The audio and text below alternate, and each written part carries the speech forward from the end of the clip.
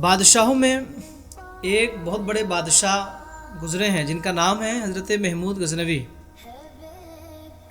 جب بات محمود غزنوی کی چل رہی ہو اور پھر ان کی زندگی کا یہ واقعہ اگر بیان نہ کیا جائے تو میں سمجھتا ہوں ان کی زندگی کو ہم نے ٹھیک سے پڑھا نہیں۔ دربار لگا ہوا ہے اور محمود غزنوی نے اچانک ایک دن دربار میں یہ اعلان کیا کہ لوگوں، تم میں کوئی ایسا ہے جو مجھے حضرت خضر علیہ السلام سے میری ملاقات کرا سکے؟ بڑا ہارڈ سوال تھا اور بڑا اہم سوال تھا۔ جیسے ہی بادشاہ محمود غزنوی نے یہ کہا کیا تم میں کوئی ایسا ہے جو میری ملاقات حضرت خضر علیہ السلام سے کرا سکے؟ ایک غریب شخص کھڑا ہوا، کھڑے ہو کر کہنے لگا، بادشاہ میں آپ کی ملاقات جو ہے حضرت خضر علیہ السلام سے کرا سکتا ہوں۔ بادشاہ نے کہا وہ کیسے؟ کہنے لگے لیکن نہیں بادشاہ، میری کچھ شرطیں ہیں، اگر آپ میری ان شرطوں کو منظور کر لیتے ہیں تو میں آپ کی ملاقات حضرت خضر سے کراؤں گا۔ بادشاہ محمود غزنوی خوشی بخوشی اس چیز پر راضی ہو گئے، کہنے لگے ٹھیک ہے، آپ کی جو بھی شرطیں ہیں مجھے منظور ہے، آپ بتائیں۔ انہوں نے کہا جی میں غریب انسان ہوں اور میرے گھر میں میرے بچے ہیں، میرے پریوار والے ہیں، میری فیملی والے ہیں، آپ ایسا کریں میرے فیملی کے لیے 6 مہینے کا راشن میرے گھر پہنچوا دیں اور پھر میں وظیفہ کروں گا اور پھر 6 مہینے کے بعد آپ کی ملاقات حضرت خضر علیہ السلام سے کرا دوں گا۔ بادشاہ خوشی بخوشی راضی ہو گئے، 6 مہینے کی راشن ان کے گھر پہنچا دیا گیا۔ جب 6 مہینے گزر گئے، بادشاہ نے اپنا دربار لگایا۔ بادشاہ تھا اور محمود غزنوی ایک ایسے بادشاہ گزرے ہیں جن کے دربار میں علماء موجود ہوتے تھے، صوفیاء موجود ہوتے تھے، محدثین کی جماعت ہوتی تھی، محققین کی جماعت ہوتی تھی، مفسرین ہوتے تھے، قطب ابدال کی جماعت ہوتی تھی، بڑے بڑے لوگ وہاں موجود ہوتے تھے۔ 6 مہینہ گزرنے کے بعد بلایا گیا، کہنے لگے جی کیا ہوا، 6 مہینے ہو گئے، اب میری ملاقات حضرت خضر علیہ السلام سے آپ کرا دیں۔ وہ شخص نے کہا جی وظیفے میں کچھ اور ٹائم لگے گا، آپ جو ہے 6 مہینے کی اور راشن میرے گھر پہنچا دیں۔ بادشاہ نے منظور کر لیا اور پھر 6 مہینے کی راشن ان کے گھر پہنچایا گیا۔ پھر وہ وقت بھی آیا، وہ 6 مہینے گزر گئے، بادشاہ نے اپنا دربار سجایا۔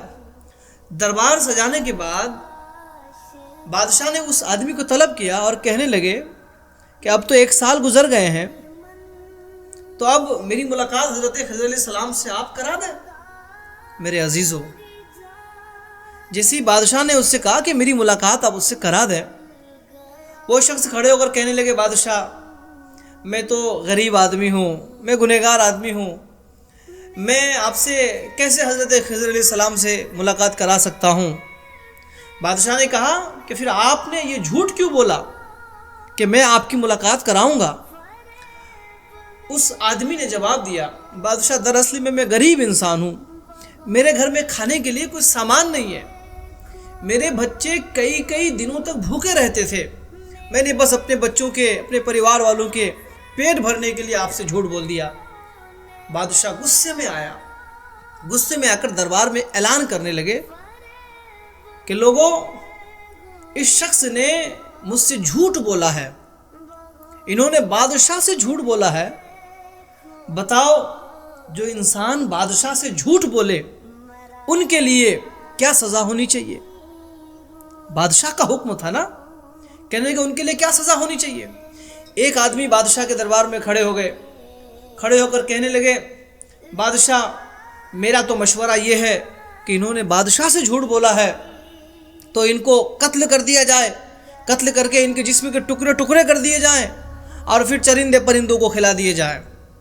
جیسے انہوں نے کہا کہ چرندے پرندوں کو کھلا دیے جائے، اس مجمع میں ایک نورانی چہرے والے شخص بیٹھے تھے، وہ بندہ دور سے آواز دے کر کہنے لگے، بادشاہ یہ آدمی صحیح کہہ رہا ہے، بادشاہ یہ آدمی صحیح کہہ رہا ہے۔ بادشاہ نے دوسرے لوگوں کی طرف متوجہ ہو کر فرمایا اور کوئی ہے تم میں جو ان کے تعلق سے کوئی مشورہ دیں؟ انہوں نے بادشاہ سے جھوٹ بولا ہے۔ ایک آدمی کھڑے ہو گئے، کھڑے ہو کر کہنے لگے کہ بادشاہ ان کو پکڑ کر ان کے ہاتھ پیر باندھ دیے جائیں اور ان کو پکڑ کر کسی بند کمروں میں ڈال دیا جائے اور ان پر جو ہے پاگل کتے چھوڑ دیے جائیں تاکہ وہ کتے انہیں نوچ ڈالیں، انہیں کاٹ ڈالیں اور پھر اس کی موت ہو جائے۔ جیسے انہوں نے یہ کہا وہ آدمی پیچھے سے آواز دے کر کہنے لگے، جو پیچھے بیٹھے تھے کہنے لگے بادشاہ یہ بھی صحیح کہہ رہے ہیں۔ اللہ اکبر کبیرہ، بادشاہ یہ بھی صحیح کہہ رہے ہیں۔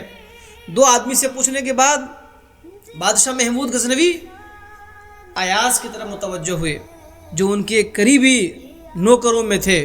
کون ایاز؟ شاعر نے کہا تھا ایک ہی صف میں کھڑے ہو گئے محمود و ایاز، نہ کوئی بندہ رہا نہ کوئی بندہ نواز۔ ایاز کی طرف متوجہ ہو گئے، ہو کر کے کہنے لگے ایاز اب تم بتاؤ اس کو کون سی سزا دینی چاہیے؟ انہوں نے بادشاہ سے جھوٹ بولا ہے۔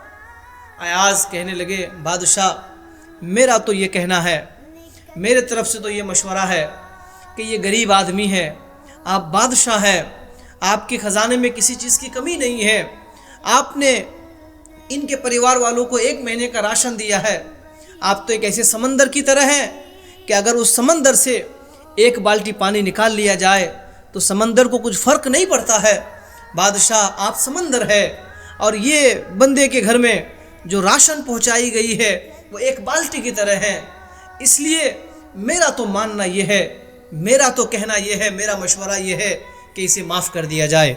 جیسے انہوں نے کہا کہ اسے معاف کر دیا جائے، وہ بندہ پیچھے سے کہنے لگے بادشاہ یہ صحیح کہہ رہے ہیں۔ تینوں بندوں نے اپنا اپنا مشورہ رکھا، اس آدمی نے تینوں کے مشورے پر کہنے لگے یہ صحیح کہہ رہے ہیں۔